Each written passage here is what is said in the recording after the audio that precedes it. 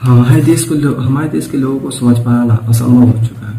जहाँ लोग किसी लड़कियों को किसी शादी या फिर फंक्शन में नचवाते हैं, उनको नाचते हुए देखते हैं, एंजॉय करते हैं, उसके ऊपर पैसे उड़ाते हैं और अश्लील वीडियोस बनाने वाली लड़की को सपोर्ट किया जाता है। और अगर किसी लड़की के साथ गलत काम हो जाए तो हम ही लोग होते हैं जो उस लड़की के लिए कैंडल मार्च करते हैं, ठीक है। कैंडल्स लेके जाएंगे, प्रोटेस्ट करेंगे कि भाई इस लड़की के साथ गलत काम हुआ है, आवाज उठाएंगे, ठीक है।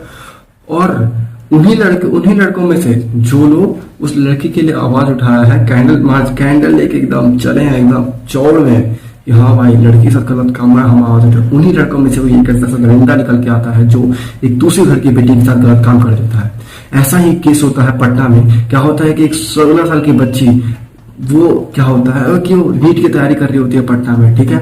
और 6 जनवरी की रात को उसके पेरेंट्स के पास कॉल जाता है कि आपकी बेटी की तबीयत खराब हो चुकी है और उसे हम लोग हॉस्पिटल लेके जा रहे हैं। और जब उसके घर वाले हॉस्पिटल पहुंचते हैं तो उसी हॉस्पिटल के एक जूनियर डॉक्टर जिसका नाम अभिषेक था, वो बोलता है कि आपकी बेटी के शरीर पे चोट के निशान है। और उसी हॉस्पिटल की जो दूसरी डॉक्टर होती है वो बोलती है कि आपकी बेटी ने खुद के साथ करने की कोशिश की है।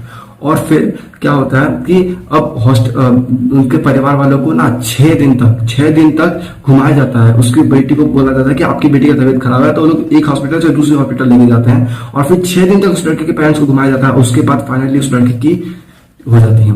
और उसके बाद फिर और उस जिस हॉस्टल में रहती थी ना, उस हॉस्टल की मालकिन आती है लड़की के पेरेंट्स के पास और बोलते हैं कि आप एफआईआर वापस कर ले लीजिए, ठीक है। और देखिए, अब उस लड़के के पेरेंट्स ने एफआईआर इसलिए किया क्योंकि पहले ही उसी हॉस्पिटल के एक डॉक्टर ने बोल दिया था कि उस लड़के के शरीर पे चोटों के निशान है, तो उसके पेरेंट्स को शक हुआ होगा, उन्होंने एफआईआर किया। और जब उस हॉस्टल की जो मालकिन आके जब उसके पेरेंट्स को बोलती है ना कि आपकी बेटी आप एफआईआर वापस ले लीजिए, तब उसके पेरेंट्स के अंदर का जो शक था ना, वो मतलब यकीन हो रहा था कि कुछ ना कुछ तो हमारी बेटी के साथ जरूर हुआ है। और जब लोग आए उस लड़की के खिलाफ आवाज उठाने के लिए, उस लड़की के लिए आवाज उठाने के लिए, तो 150 लोगों के ऊपर एफआईआर हो गया।